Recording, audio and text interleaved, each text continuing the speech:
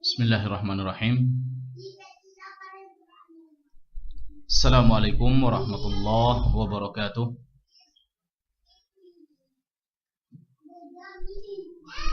Alhamdulillahirabbil alamin. Wassalatu wassalamu ala asyrafil anbiya'i wal mursalin wa ala alihi wa sahbihi wa man tabi'ahum bi ihsanin ila yaumiddin. Asyhadu an la ilaha illallah wahdahu la syarika lah wa asyhadu anna Muhammadan abduhu wa rasuluh sallallahu alaihi wa ala alihi wa sahbihi wa man tabi'ahum bi ihsanin ila yaumiddin. Amma ba'du, ummahat yang dirahmati oleh Allah tabaraka wa taala. Alhamdulillah, kita lanjutkan yaitu pelajaran kita dari kitab Fikih Tarbiyatul Abna, yaitu fikih tentang pendidikan anak, yang mana kemarin kita sampai pada pembahasan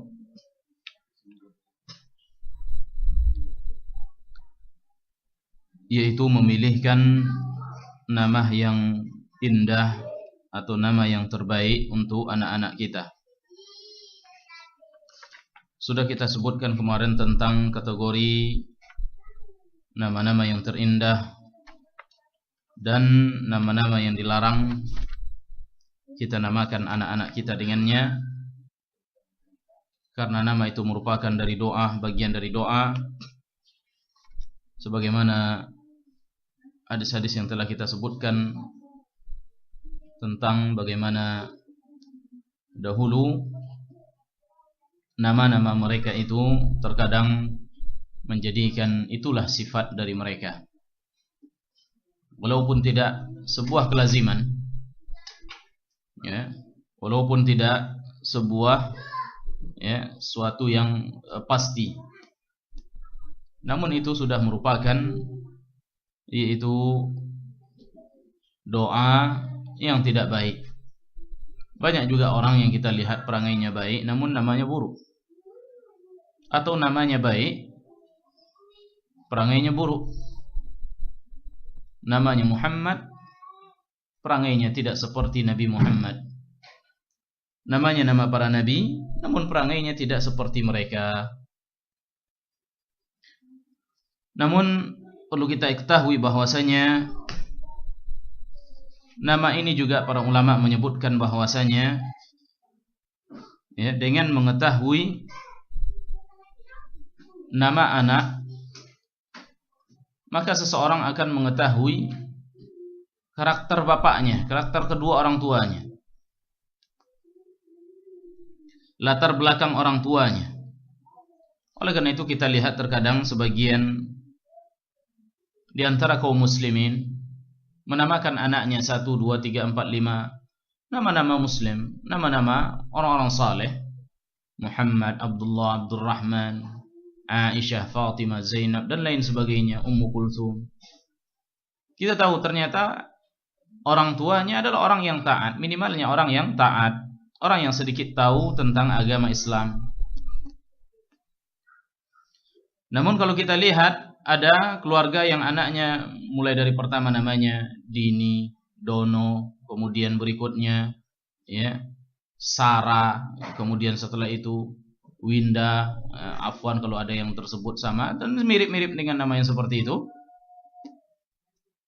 Maka ini kita mengetahui karakter orang tua mereka, itu bapak dan ibu mereka yang telah memberikan nama, menunjukkan dikala dia memberikan nama kepada anaknya, orang tuanya tidak mengetahui tentang Islam atau bukan orang yang dekat dengan Islam. Oleh karena itu,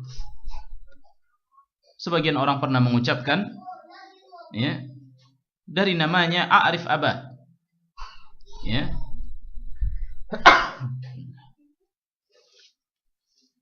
dia menyebutkan min ismika atau min ismika A'rif Abaka,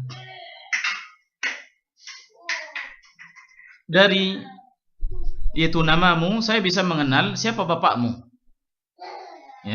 Artinya karakter bapaknya bisa dia kenal. bisa diketahui seperti yang telah kita sebutkan tadi. Maka oleh karena itu, mahat yang dirahmati oleh Allah, salah satu kewajiban kita yang menjadi hak bagi anak-anak kita adalah memilihkan nama-nama yang terbaik untuk mereka, sehingga mereka pun nanti itu percaya atau bahkan dia merasa bangga dengan nama yang diberikan oleh orang tuanya dengan nama-nama yang islami. Dan lagi pun nama ini pun juga ya akan menjadikan anak itu juga mengarah kepada kebaikan, ya, mengarah kepada kebaikan. Ya, ketika seorang yang bernama yaitu Abdullah, atau seorang wanita yang bernama Fatimah, Aisyah, ya, dan lain sebagainya, maka dia akan malu kalau berbuat maksiat. Masa nama saya Aisyah, nama saya Abdullah, dia malu untuk berbuat maksiat. Kecuali namanya enggak islami, ya, namanya Ronald dan lain sebagainya, ya, atau namanya nama-nama dari orang-orang kafir umpamanya, maka dia tidak ada yang menghalangi dia, ya, tidak ada yang menghalangi dia. Nama udah cocok, ya, tinggal maka perangai ini dia akan mengikut dengan nama tersebut. Kita ingat, ya, beberapa tahun yang silam kita dengar ada seorang yang jadi artis yang awalnya mendadak jadi artis seperti itu karena disebabkan oleh penampilannya dan lain sebagainya. Ternyata nama dia itu nama Islam, ya, nama dia tertulis sebagai nama Islami, dan dia merasa dengan nama tersebut dia nggak pede dengan nama dia ini, ya, dengan nama Islamnya. Kalau mau disebutkan si fulan atau fulana, ya, Fatimah, Aisyah dan lain sebagainya dari nama-nama Islam, dia nggak pede untuk menyanyi, untuk bergoyang, untuk menampakkan auratnya, dia nggak pede.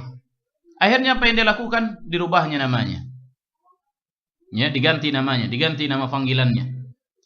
Akhirnya dia masyhur dengan nama panggilannya ini, baru dia lancar untuk melakukan maksiat, ya, baru dia merasa yakin untuk melakukan maksiat. Tidak ada yang menghalangi. Ini fitrah, ibu-ibu ini rahmati oleh Allah tabaraka wa taala. Itu seseorang yang melakukan maksiat, dia terkadang dia tahu itu maksiat, namun ketika dia melihat pada namanya, dia nggak sanggup untuk melakukannya. Jadi oleh karena itu ada banyak sekali manfaat dari nama-nama yang baik dan yang nama-nama yang bermakna atau nama-nama Islami. Oleh karena itu janganlah cari yang tren, yang modern. Buat aja nama anak itu Aisyah, apa salahnya? Ya, buat namanya Fatimah, buat namanya Khadijah, buat namanya Zainab, ya, atau lain sebagainya dari nama-nama kaum muslimah yang pernah hidup dan mereka itu terkenal dengan kesalehan mereka seperti itu. Asia, Aminah, banyak. Nah, tidak ada masalah. Ya, tapi kalau umpamanya nama dia sudah tidak Islami, ini akan, ya, mendukung dia terkadang, atau ketika dia ingin bermaksiat tidak ada yang menghalangi dia. Baik, itu kemarin yang berkaitan dengan masalah nama. Kemudian pembahasan kita berikutnya adalah takniyatus shaghir, yaitu memberikan kunyah kepada anak kecil.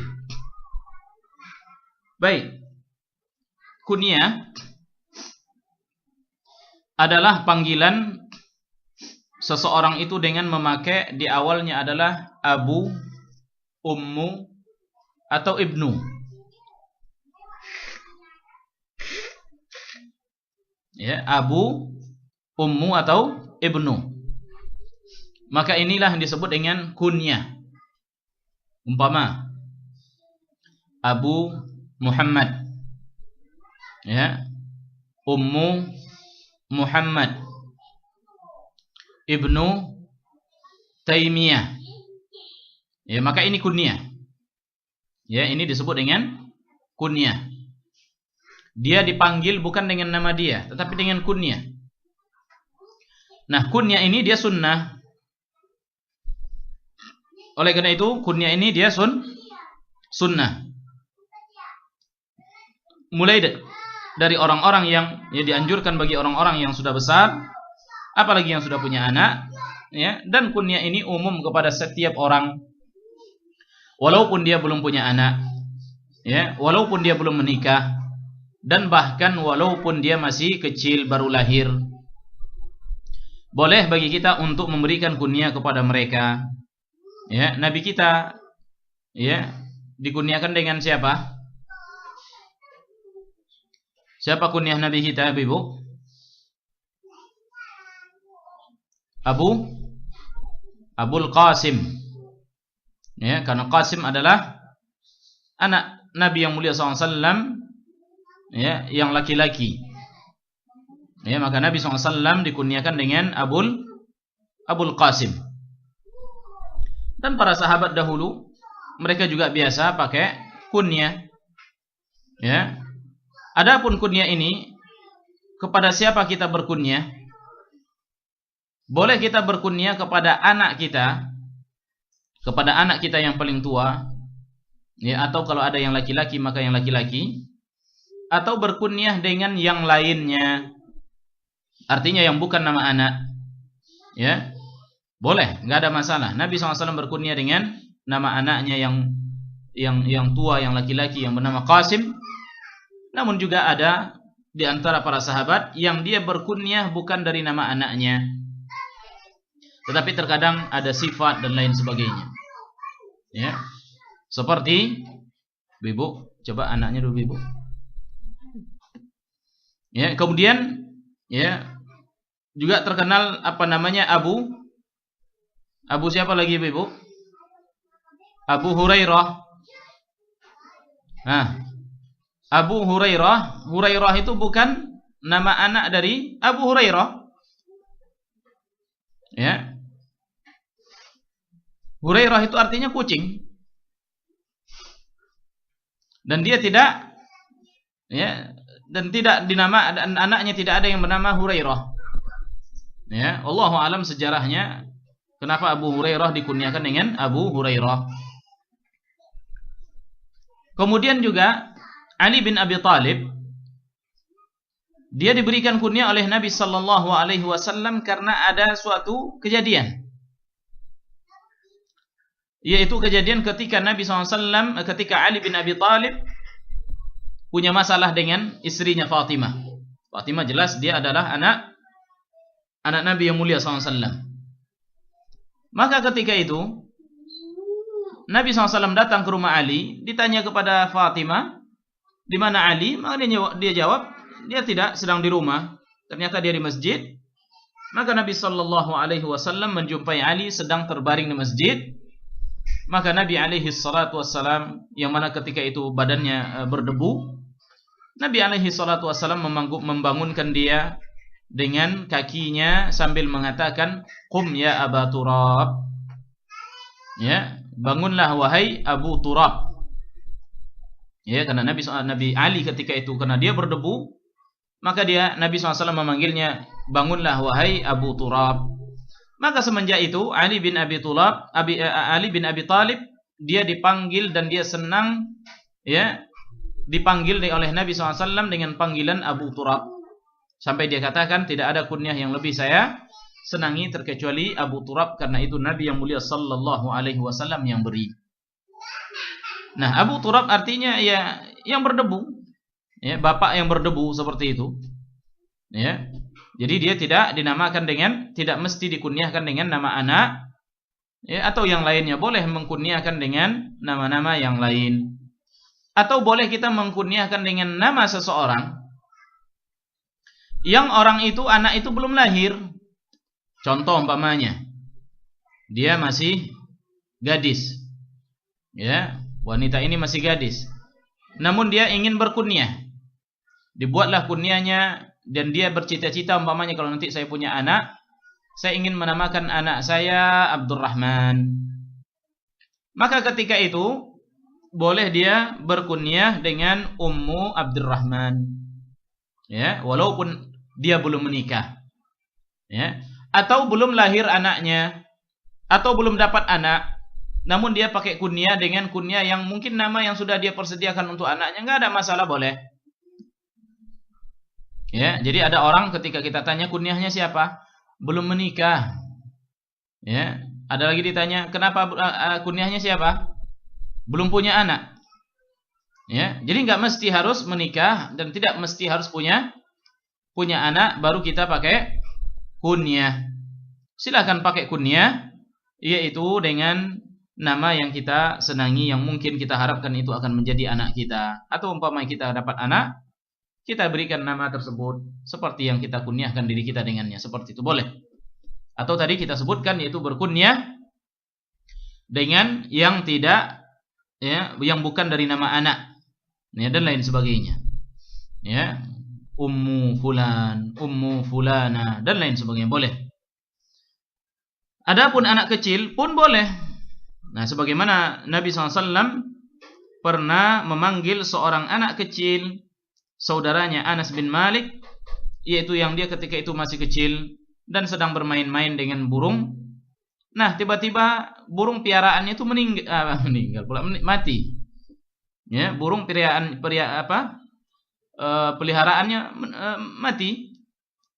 Maka datanglah Nabi sallallahu alaihi wasallam melihat anak ini tadi dalam keadaan murung, sedih. Nabi SAW menghiburnya dan mencandainya dan mengatakan, "Ya Aba Umair, madza fa'alan Nughair?" Dia mengatakan, "Ya Aba Umair, madza fa'alan Nughair?" Wahai Abu Umair, ya, Abu Umair dia berikan kunyah kepada anak kecil tadi, Abu Umair.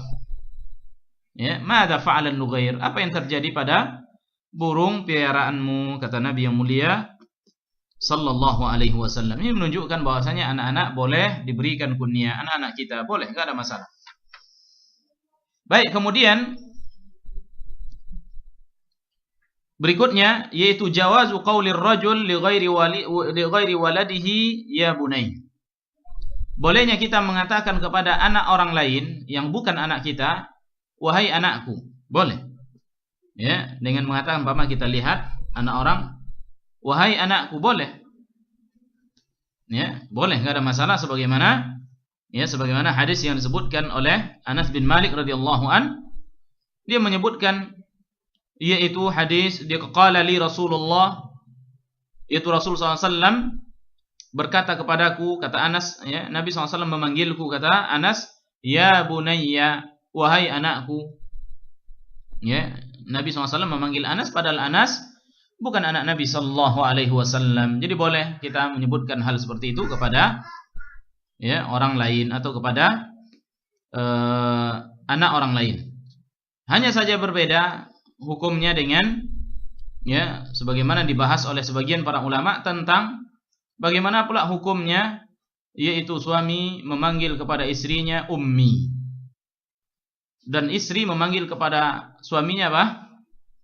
Abi. Maka mereka mengatakan, para ulama kita menyebutkan bahwasanya ini tidak diperbolehkan.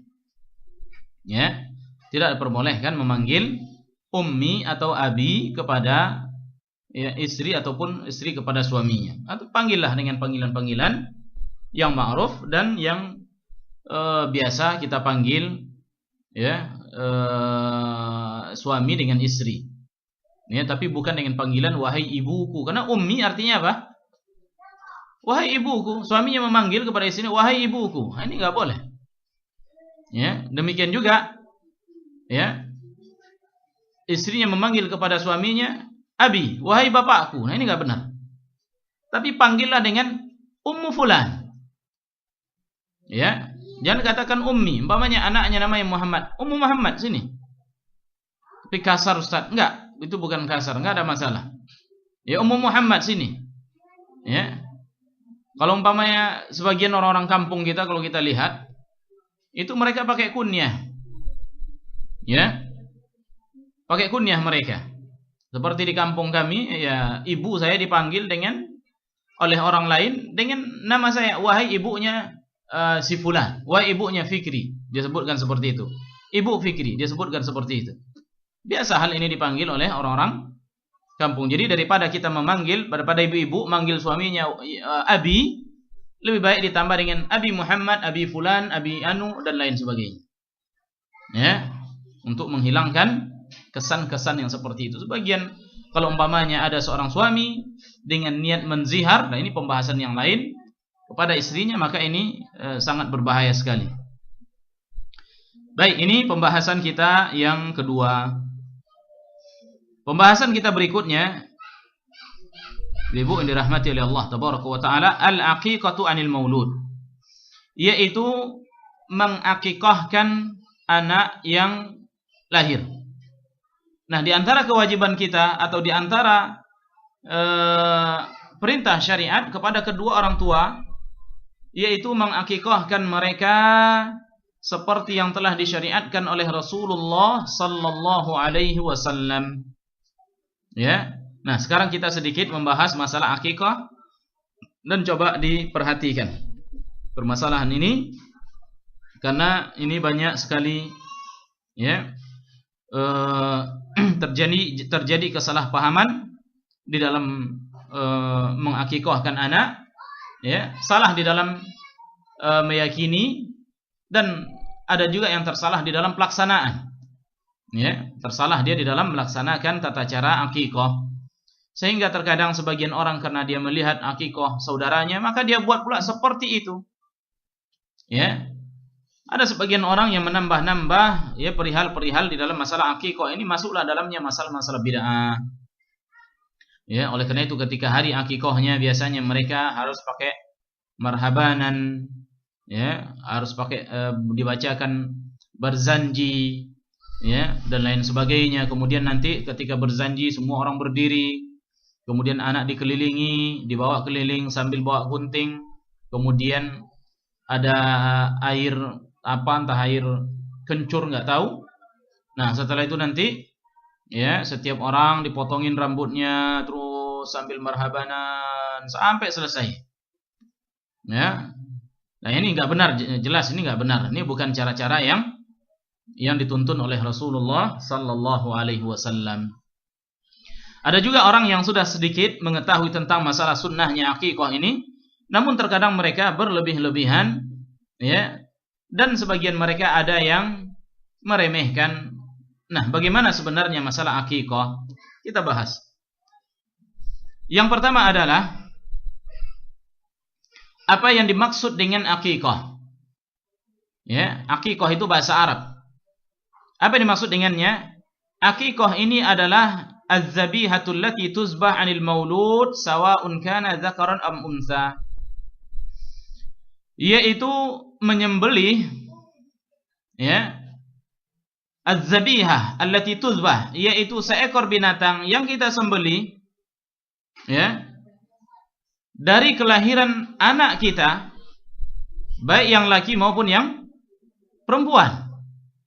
Nah, ketika hari kelahirannya itu kita sembelihkan seekor binatang, kambing dan sejenisnya atau yang lainnya, maka ketika itu berarti kita, ya, itulah yang disebut dengan akikah. Ya, itu yang disebut dengan akikah, menyembelihkan seekor binatang untuk anak yang baru lahir di hari ke-7 atau sebagaimana yang akan kita sebutkan nanti, ya, mengalirkan darah di hari tersebut, ini yang disebut dengan akikah. Ya, disebut dengan akikah. Baik. Jadi oleh karena itu akikah itu disebut akikah, yaitu apabila disembelih dengan niat untuk mengakikahkan. Ya, karena mungkin aja orang menyembelih di hari kelahiran anak tapi bukan untuk akikah, nyambut tamu. Ya. Jadi ini tergantung niat, sebagaimana Nabi SAW sebutkan innamal a'malu binniyat. Itu amalan-amalan kita itu tergantung dengan niatnya untuk apa. Ya, jadi oleh karena itu, ya, apabila niatnya untuk akikah maka akikah, apabila niatnya untuk makanan begitu saja maka untuk makanan. Ya, seperti itu. Baik, sekarang apa hukum, ya, apa hukum akikah? Apa hukumnya kita mengakikahkan anak kita? Pendapat dari sekian pendapat para ulama yang kuat dan yang lebih tepat adalah anjuran saja, atau disebut dengan mustahab atau sunnah, ya, mandub, yang hanya dianjurkan dan tidak sampai pada derajat wajib. Ya, sampai di sini harus kita garis bawahi bahwasanya ini bukanlah sebuah kewajiban yang apabila tidak dilaksanakan, apabila tidak ditunaikan maka kedua orang tuanya berdosa, tidak. Ya, jadi hukumnya yang tepat adalah anjuran saja. Ya, namun ditekankan bagi orang yang mampu. Karena Nabi sallallahu alaihi wasallam menekankan dengan penekanan-penekanan yang lainnya akan kita sebutkan nanti di dalam hadis. Nabi sallallahu alaihi wasallam sebutkan bahwasanya anak yang lahir itu murtahinun bi aqiqatiha. Bahwasanya anak yang lahir itu dia tergadaikan dengan akikahnya yang disembeli pada hari yang ke-7. Ya, tergadai. Jadi oleh karena ini penekanan ya bagi kedua orang tua yang apabila dia mampu untuk mengakikahkan anaknya. Baik, adapun anjuran ya, karena ini termasuk bagian dari anjuran dan bukan wajib, adalah hadis yang diriwayatkan oleh Imam Abu Daud dan Nasa'i dari Ibnu Umar yang disahihkan oleh Syekh Al-Albani rahimahullahu taala. Beliau menyebutkan man walada lahu waladan atau man wulida lahu waladan, barang siapa yang ya mendapatkan seorang anak atau lahir anaknya, fa ahabba an yunsak anhu falyunsak. Ya. Maka ketika itu dia ingin untuk mengakikahkannya, maka akikahkanlah ia, kata Nabi yang mulia SAW, barang siapa yang ingin ya, fa ahabba an maka dia ingin untuk mengakikahkan anaknya, maka akikahkanlah ia. Ya, kemudian kata beliau anil gulami syatan, itu kalau umpamanya yang lahir itu adalah anak laki-laki, maka 2 kambingnya, mukafaatan, yang sama umurnya dan yang sama jenisnya, sama umurnya. Ya, wa anil jariyati syatun, dan kalau umpamanya yang lahir itu adalah anak perempuan, maka dia mengakikahkan yaitu seekor kambing. Nah, ini hadis ini jelas menunjukkan kepada kita itu barang siapa yang kelahiran anaknya, maka dia barang siapa yang ingin. Jadi barang siapa yang ingin untuk mengakikahkan, akikahkan. Ini menunjukkan barang siapa yang tidak ingin, maka tidaklah berdosa bagi dia, karena ini bukan sebuah kewajiban. Ya, jadi akikah dia bukan sebuah kewajiban. Baik, terus apa makna dari hadis Nabi yang mulia sallallahu alaihi wasallam yang menekankan kepada kita untuk mengakikahkan anak kita, bahwasanya bayi itu tergadai dengan akikahnya, sebagaimana Nabi SAW katakan kullu ghulamin murtahinun bi aqiqatihi, setiap bayi yang lahir tergadai yaitu dengan akikahnya, tuzbah anhu yaumas sabi', yang disembelih pada hari yang ke-7, wa yuhlaq ra'suhu, dan digundulkan kepalanya, wa yusamma, dan kemudian diberikan nama. Apa maknanya ini? Itu makna setiap bayi yang lahir itu tergadai dengan akikahnya. Artinya kalau kita tahu gadai, ya, kalau kita tahu gadai yaitu seperti sesuatu yang kita gadaikan, yang kita jaminkan, ya, yang mana hal ini mesti ya kita tebus seperti itu. Ya, gadai kita ini perlu kita tebus dengan uang agar itu bisa kembali kepada kita. Itu yang maknanya di dalam hal yang lain. Adapun di sini apa maknanya tergadai di sini? Maka para ulama kita menjelaskan ada beberapa makna di sini. Yang pertama adalah maknanya adalah mahbusun anil intilaq wal insyirah wa mahmiyun minasyaitan hatta ya'uqa anhu. Ya, bahwasanya orang yang itu bayi yang lahir itu tergadai, itu maknanya adalah yaitu mahbus, yaitu tertahan ya dari kebebasan dan terpelihara dari syaitan. Ya, sampai dia mengakikahkan anaknya ini. Apabila dia mengakikahkan anaknya ini, maka terbebaslah dia dan dia terpelihara dari syaitan, seperti itu. Nah, ini makna yang disebutkan oleh mereka para ulama. Sebagian mereka menyebutkan yaitu dia tertahan dari memberikan syafaat kepada kedua orang tuanya nanti pada hari kiamat kelak, sampai dia diakikahkan atau diakikahkan oleh orang yang menggantikan bapaknya ini, seperti ibunya ataupun kakeknya. Ya.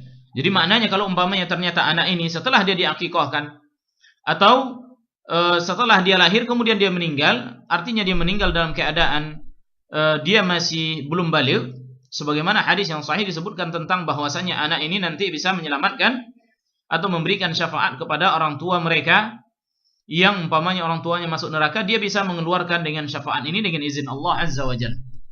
Nah, disebutkan oleh sebagian para ulama, dia tidak bisa memberikan syafaat kepada orang tuanya, ya. Mungkin saja ya orang tuanya hanya bisa mendapatkan mengharap dari yang lain, adapun dari anak tidak, karena dia tidak mengakikahkan sang anak seperti itu. Nah, ini makna yang kedua disebutkan oleh mereka. Ya. Jadi dua makna ini menjelaskan kepada kita tentang makna kenapa anak itu tergadai. Nah, jadi intinya tidak ada dosa di sana. Ya, tidak ada dosa bagi orang yang tidak menunaikan akikahnya, yang tidak melaksanakan akikah. Jadi hukumnya adalah sunnah dan sangat ditekankan bagi orang yang kaya, yang berada, ya, dan jangan memberat-beratkan dirinya. Baik, hal yushtarat fi syatani an takuna mutaqaribaini hajman wa sunanan? Apakah disyaratkan kalau umpamanya kita mengakikahkan bayi laki-laki atau anak laki-laki, itu berapa tadi kambingnya, Ibu? 2. Apakah syaratnya itu mesti harus 2 kambing yang sama, umurnya sama, beratnya dan sama bentuknya? Tidak. Karena Nabi SAW tadi kan sebutkan bahwasanya ya diakikahkan sang anak itu yaitu dengan kalau laki-laki 2 ekor kambing yang mukafaatan, yang sama. Ya, jadi nggak mesti sama. Kalaupun umpamanya dapat kambing yang berbeda, boleh. Umpamanya kambingnya yaitu satunya agak lebih besar, satunya agak lebih kecil, satu agak lebih tua dan satunya agak lebih muda dari itu, ya maka tidak ada masalah, ya apapun jenisnya walaupun tidak sama dari ukuran kambing. Baik, kemudian sekarang pertanyaannya, bolehkah akikah mengakikahkan bayi laki-laki dengan 1 kambing? Ya, padahal dia mampu 2 kambing. Sekarang boleh nggak dia mengakikahkan dengan 1 kambing? Boleh, nggak ada masalah. Namun yang lebih sempurna dan yang lebih baik dan yang lebih sesuai dengan sunnah, kalau dia sanggup, yaitu mengakikahkan dengan 2 ekor kambing. Ya, dengan 2 ekor kambing. Jadi tidak mesti harus 2 ekor, kalaupun 1 sah, akikahnya sah. Ya. Namun yang afdal adalah 2 ekor, kecuali anak perempuan, maka boleh bagi dia untuk mengakikahkan 1 ekor kambing. Kalau dia mengakikahkan anak yang wanita dengan 2 ekor kambing, boleh apa tidak? Boleh, lebih baik karena dia bersedekah. Ya, bersedekah dengan sisanya. Baik, sekarang kapan waktu kita mengakikahkan anak kita? Baik, as-sunnah yaumus sabi'. Sunnahnya yang dianjurkan adalah pada hari yang ke-7. Ya, sunnahnya adalah pada hari yang ke-7 sebagaimana Nabi SAW katakan tadi, tuzbah anhu yaumas sabi'. Yaitu yang disembelihkan akikahnya itu pada hari yang ke-7. Wa yuhla raqsuhu wa yusamma, dan digundulkan kepalanya serta diberikan nama. Jadi ini dilaksanakan pada hari yang ke-7. Ini sunnahnya. Ya. Jadi intinya adalah ya yang sunnah dan yang dianjurkan adalah pada hari yang ke-7. Namun disebutkan dalam hadis yang walaupun dipersisikan oleh para ulama, ia menyebutkan bahwasanya kalau seandainya tidak bisa, maka pada hari yang ke-14. Wa illam yatayassar, kalaupun tidak bisa pada hari yang ke-14, hari ke-14, maka hari yang ke-21. Ya, maka hari yang ke-21. Kemudian adapun kalau seandainya dia tidak sanggup lagi, maka para ulama berselisih pendapat tentang ya bolehnya mengakikahkan lebih pada hari yang ke-21 ini, dan juga mereka berselisih yaitu mengakikahkan dirinya di umur dia yang sudah dewasa. Namun pendapat yang terpilih wallahu ta'ala alam, bahwasanya yaitu akikah ini disunnahkan pada hari yang ke-7, kalau tidak pada hari yang ke-14, kalau tidak maka pada hari yang ke-21 sebagaimana yang telah disebutkan di dalam hadis yang diriwayatkan oleh Imam Hakim, yang disebutkan bahwasanya isnadnya sahih, ya isnadnya sahih dari hadis tersebut, yaitu barang siapa yang tidak sanggup pada hari ke-7, 14, kalau tidak ke-21. Ya. Ini hari-hari yang diperbolehkan. Mereka para ulama menyebutkan boleh dilaksanakan walaupun tidak pada hari yang ke-7, namun sebelumnya, contoh pada hari ke-6 atau pada hari yang ke-8, pada hari yang ke-9, boleh bagi dia untuk mengakikahkan. Namun alangkah baiknya yaitu pada hari ke-7-nya. Ya, pada hari ke-7 sebagaimana yang telah disebutkan oleh Nabi yang mulia sallallahu alaihi wasallam yang dia disembelih pada hari yang ke-7. Baik, akikah ini ya dianggap dia akikah adalah sembelihannya ibu-ibu. Dia dikatakan akikah yaitu ketika dia menyembelih, mengalirkan darah. Ya, oleh karena itu siapa yang ingin berakikah pada hari yang ke-7, maka hendaklah dia mengakikahkan di hari yang ke-7-nya ini. Ya, hari sunnahnya umpamanya ya di hari ke-7. Ya. Walaupun nanti bagi-bagi makannya tidak pada hari itu. Contoh umpamanya dia akikah pada hari Selasa. Baru dia akikahkan pada hari Rabu atau pada hari Kamis. Boleh, enggak ada masalah. Saya ulangi. Dia akikah pada hari Selasa, baru dia bisa membagikan makanannya atau mengundang orang untuk menyantap makanan akikah ini pada hari Kamis atau 2 hari setelahnya, boleh. Ditambah lagi dengan fasilitas sekarang ini, seorang sudah bisa nyimpan yaitu daging di kulkas dan lain sebagainya. Jadi oleh karena itu boleh. Karena yang dianggap akikah bukan pada acara. Ya, bukan pada hari acara, tapi pada hari penyembelihan. Itu yang disebut dengan akikah. Jadi oleh karena itu kalau kita pesan akikah, maka sebutkan kepada orang, umpamanya pada hari ke-7-nya hari Kamis, maka sebutkan di hari Kamis tolong disembelih. Ya. Ya, dan cara menghitung hari jelas ya. Bahwasanya hari itu dimulai dalam Islam yaitu semenjak tenggelamnya matahari, bukan pada jam 12 malam. Tapi tenggelamnya matahari pada maghrib, maka ketika itu tanggal sudah berubah kepada tanggal hari berikutnya. Oleh karena itu malam itu disebut dengan malam berikutnya. Ya, malam Kamis, seperti malam ini namanya malam Kamis nanti. Ya, adapun hari ini masih hari Kamis seperti itu. Baik. Kenapa bayi itu diakikahkan pada hari ke-7? Apa hikmahnya seperti itu? Ternyata ibu, hikmah dari mengakikahkan bayi ini pada hari ke-7 yaitu tafaulan an yabqa hadzal tiflu yatulu umruhu. Yaitu kita optimis bayi ini akan Allah panjangkan umurnya. Oleh karena itu setelah dia umpamanya pada hari yang ke-7, alhamdulillah Allah berikan kesehatan dan masih sehat. Nah, berarti kita lebih optimis lagi ketika kita akikahkan di hari ke-7 akan dipanjangkan oleh Allah Subhanahu wa taala umurnya seperti itu. Nah, ini di antara hikmah dari mengakikahkan anak tersebut. Baik. Sekarang bagaimana pembahasannya kalau seandainya mengakikahkan bayi yang mati, yang sudah meninggal? Maka para ulama menyebutkan boleh mengakikahkan bayi yang sudah meninggal. Kalau jelas meninggalnya seperti umpamanya setelah lahir. Ya, setelah lahir 2 hari atau di rumah sakit dia meninggal, maka boleh diakikahkan anak ini pada hari ke-7. Walaupun bukan tafaul lagi atau optimis lagi untuk hidup panjang, namun yaitu sunnah Nabi SAW menganjurkan kita untuk mengakikahkan. Baik, ada pertanyaan bagaimana kalau umpamanya bayi itu ternyata meninggal di dalam kandungan? Maka ada 2 kondisinya. Kondisi yang pertama adalah kalau umpamanya bayi itu meninggal sebelum ditiupkan ruh, maka tidak ada akikah. Ya. Yaitu setelah umur bayi itu di dalam kandungan 120 hari. Ya, karena bayi itu ditiupkan ruh dan dianggap dia seorang manusia apabila ruh sudah ditiup. Adapun sebelum ditiup ruh, maka itu tidak dianggap anak atau tidak dianggap manusia. Ya, hanya gumpalan darah. Nah, apabila bayi itu keguguran ataupun meninggal umpamanya di hari setelah 120 hari atau setelah 5 bulan umpamanya, maka jelas ini sudah punya ruh. Maka ketika itu boleh bagi dia untuk mengakikahkan. Ya, boleh baginya untuk mengakikahkan sang bayi. Baik, ibu-ibu yang dirahmati oleh Allah Tabaraka wa taala. Kemudian pada akikah atau pada kambing yang kita pilihkan untuk akikah, ini juga yaitu syarat pada kambing yang kita jadikan untuk kurban.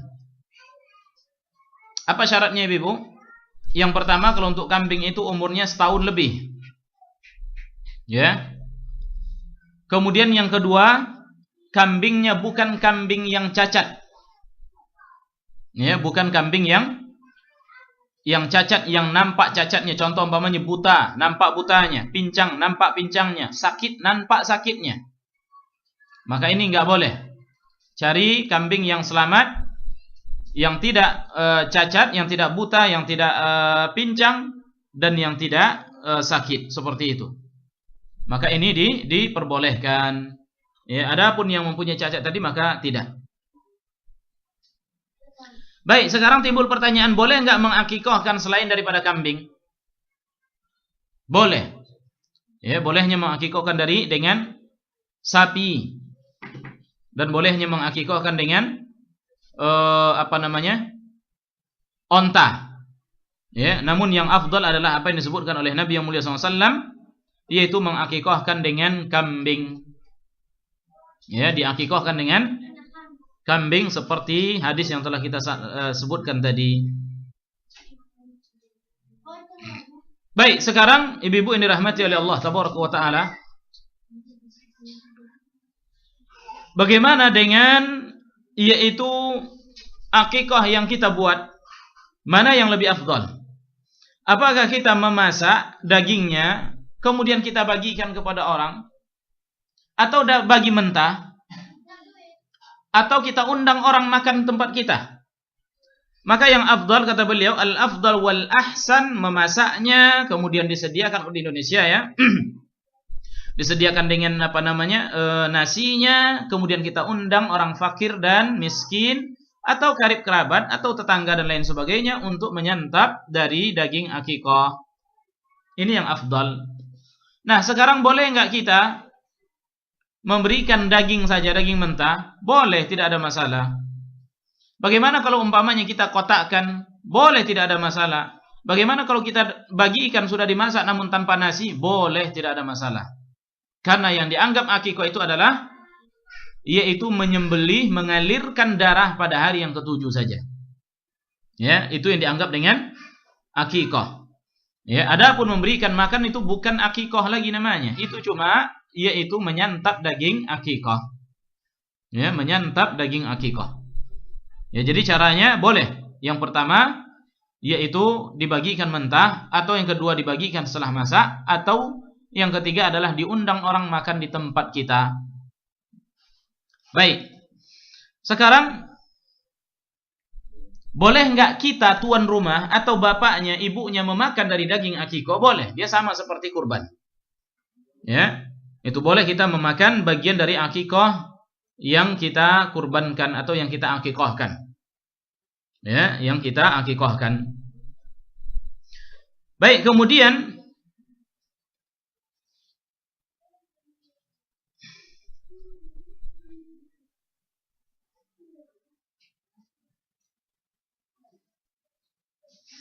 boleh enggak akikah ini kita ganti dengan uang? Tidak boleh, jelas. Karena akikah itu adalah darah yang harus kita tumpahkan, nanti disembelih. Ya, kalau uang apa yang mau disembelih? Demikian juga tidak dibenarkan membeli daging di pasar yang sudah disembelih, kemudian kita bawa pulang, setelah itu kita buat makan, kemudian dibagikan kepada orang, kita buat namanya acara akikah. Ini enggak benar.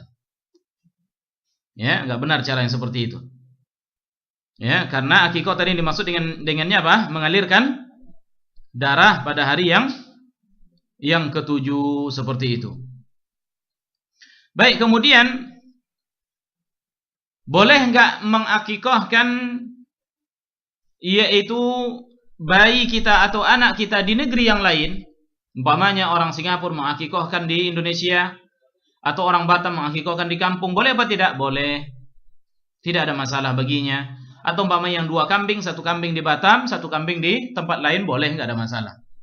Ya, atau umpamanya kita kasihkan kambing ke salah satu sekolah, suruh dia untuk memasaknya dan makannya, tidak ada masalah. Boleh. Ya, jadi terserah. Ya, yang penting diniatkan kambing itu diakikahkan untuk sang anak seperti itu.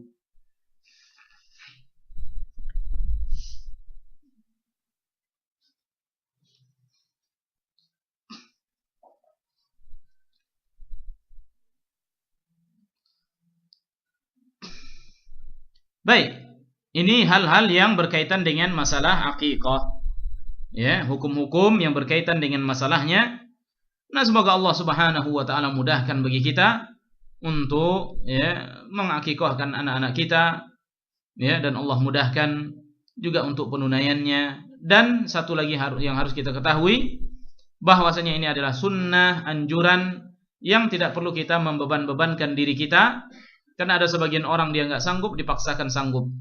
Nah, ada sebagian orang yang dia sanggup tapi dipaksakan tak sanggup. Macam orang ini banyak. Ya. Seperti kemarin saya mendengarkan di salah satu tempat yang mana perumahannya boleh dikatakan perumahan orang-orang berada, orang-orang kaya. Namun ketika dia diajak untuk berkorban, maka dia katakan mahal. Padahal kalau seekor kambing harganya cuma 2,5 juta. Ya, demikian juga harga kambing untuk akikah sekarang ini kita lihat cuma harganya segitu. Nah, sekarang ketika dia gilirannya untuk nyicil bisa, gilirannya untuk membeli elektronik lainnya seperti HP dan lain sebagainya dia bisa. Tapi terkadang ketika akikah maka dia kesusahan.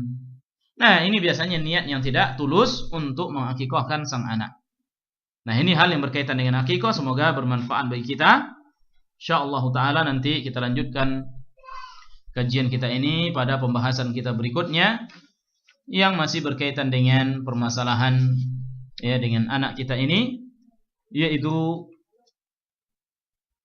menjaga sang anak. Wallahu a'lam.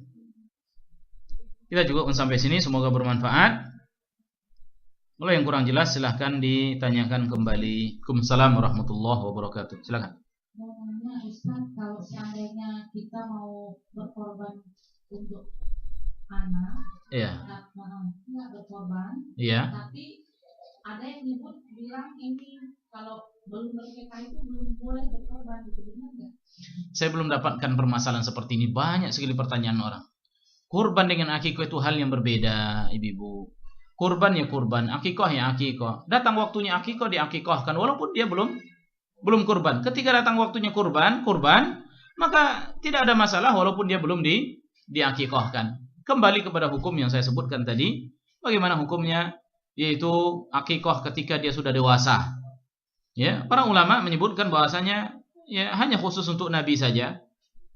Adapun kita tidak harus mengakikahkan diri kita setelah kita dewasa. Cukup karena kewajiban untuk mengakikahkan anak ini adalah orang tua, bukan kita mengakikahkan diri kita seperti itu. Tapi ini adalah kewajiban orang tua, artinya dibebankan kepada orang tua.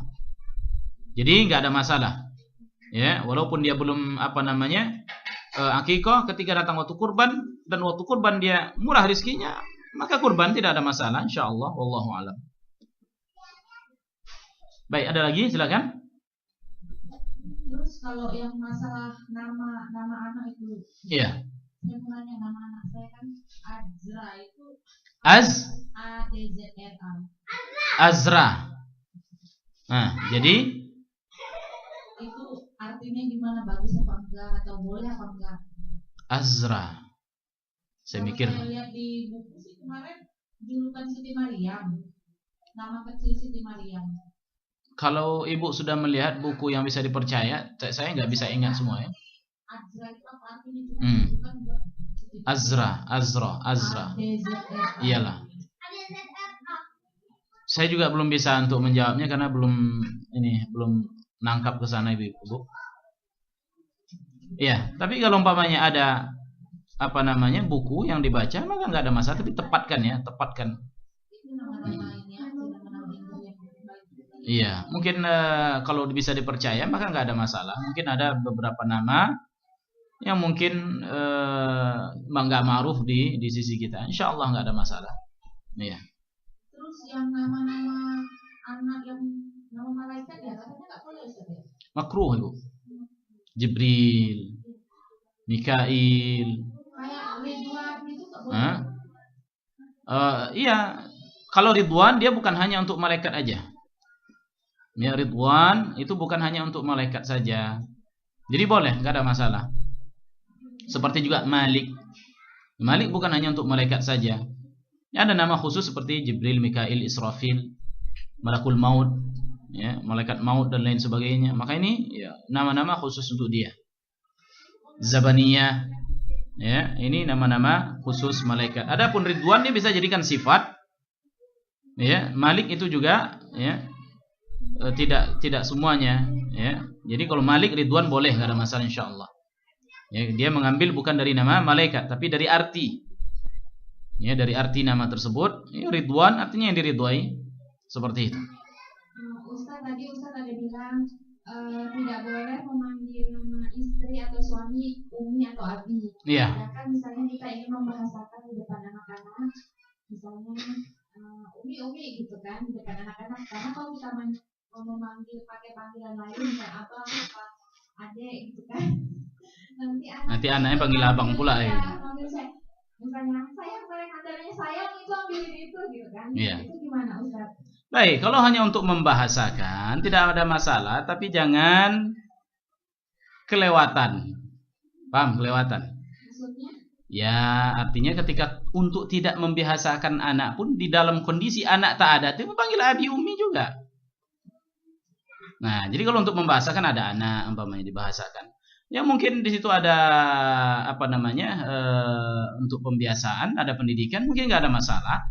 Tapi jangan umpamanya kita lihat ya sebagian dari kawan kita, dia memang sudah hal yang biasa. Bahkan SMS pun abi umi. Ya, SMS pun, nah ini kan sudah bukan untuk membiasakan lagi, tapi memang sudah jadi sebuah panggilan. Ya, kalau untuk membiasakan maka pakailah di depan sang anak, atau umpamanya untuk mengatakan sesuatu kepada mereka. Tapi kalau umpamanya sudah bukan di hadapan mereka, kan tidak perlu lagi kita membahasakan. Maka balikkanlah panggilan itu kepada panggilan yang biasa, yang ma'ruf dipanggil oleh orang-orang Indonesia. Atau kita pakai abi fulan, ummu fulan. Nah, seperti itu. Ya, abi Muhammad, ummu Muhammad, boleh, nggak ada masalah. Nah, seperti itu. Allahu a'lam. Satu lagi Ustaz. Seumpamanya waktu dulu kita ngasih nama anak itu kan artinya ya baik, tapi berdasarkan bukan bahasa Arab, misalnya kita ambil bahasa Inggris atau bahasa lainnya. Apakah perlu sekarang itu diganti sedangkan artinya itu menurut kita baik? Baik. Kemarin kita sudah sebutkan juga di antara nama yang terlarang itu nama orang ajam, apalagi yang punya itu orang kafir. Ya, yang punya itu adalah kebiasaan orang kafir. Nah, ini dilarang. Terus bagaimana solusinya? Ya kalau umpamanya artinya kita tertarik, cari aja padanannya dalam bahasa Arab. Nah, seperti itu. Cari padanannya ke dalam bahasa Arab. Ya, seperti orang udah terlanjur namanya, ya, diambil dari nama Jawa, Sugeng umpamanya. Ya. Apa artinya itu, Ibu? Hah? Selamat kan artinya? Nah, dibuatlah nama dia dalam bahasa Arab, selamat. Salamah, seperti itu. Salamah. Ini tinggal diganti, dibuat dia ke Arab. Kalau ada pertanyaan orang, Arab itu kan bukan bahasa kita, Ustaz. Iya, tapi Allah memilihkan bahasa Islam itu Arab. Ya, tidak memilih bahasa Inggris, tidak Jawa, tidak Melayu, tidak bahasa-bahasa yang lain. Allah memilih untuk bahasa agamanya dengan bahasa Arab. Jadi bukan karena orang Arabnya, tapi Islam memakai bahasa Arab. Ya, kalaulah Islam dahulu memakai bahasa Inggris, ya udah kita ikut seperti itu. Ya, tapi Allah memilih untuk Islam itu bahasa Arab. Nah, seperti itu. Jadi tinggal dirubah, cari padanannya.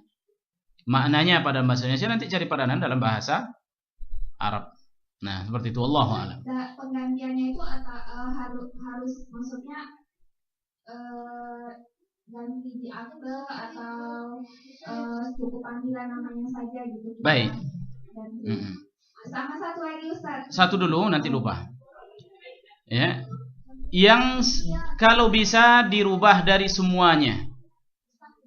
Ya, lebih baik dan lebih afdal dirubah semua data-datanya sehingga data dia di kakaknya, di apanya semua dirubah. Tapi kalau umpamanya tidak memungkinkan karena repot, rumit dan sudah berliku-liku, bahkan menghabiskan biaya dan dana, waktu, sedangkan kita nggak punya waktu, maka cukup diganti panggilannya apabila orang nanti bertanya siapa namanya, sekarang namanya Muhammad, bukan Karel lagi seperti itu. Ya, ada namanya Karel, umpamanya dirubah, namanya Muhammad sekarang. Nah, seperti itu. Saya itu memberi nama anak saya Mahira Fatin. Sedang itu dulu ngambil di buku nama-nama Islami. Mungkin waktu itu bukunya belum buku yang sunnah kan Ustaz. Jadi spellingnya itu Fatin biasa, Fatin. Sedangkan saya baru tahu arti Fatin itu tuh pembawa fitnah, apa pokoknya jelek artinya. Sebenarnya itu pakai to gitu kan? Iya, pakai to. Apa saya harus manggilnya jadi Fatin gitu atau saya harus ganti? Iya, seperti itu. Kalau ibu panggil dengan Fatin, artinya si tukang fitnah, ya orang yang memfitnah.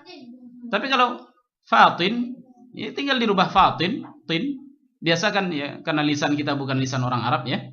Tapi biasakan, insya Allah kita udah biasa dengan to, tin, ya Fatin, ya jangan Fatin, tin, sikit aja, tin. Ya, jadi panggil Fatin, ya. Kok fasih kali manggil saya Bu? Ya itu yang sesuai dengan namamu, bukan Fatin. Nah seperti itu. Ya tapi ini agak apa namanya selip jarak 1 mili. Jadi bisa jadi ke tin, ya karena orang mungkin aja nggak tepat manggil Fatin.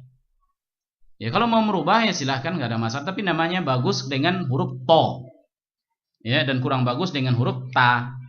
Seperti itu ya. Wallahu a'lam. Semoga bermanfaat. Kita akhiri dengan subhanakallahumma wa bihamdika asyhadu an la ilaha illa anta astaghfiruka wa atubu ilaik. Assalamualaikum warahmatullahi wabarakatuh.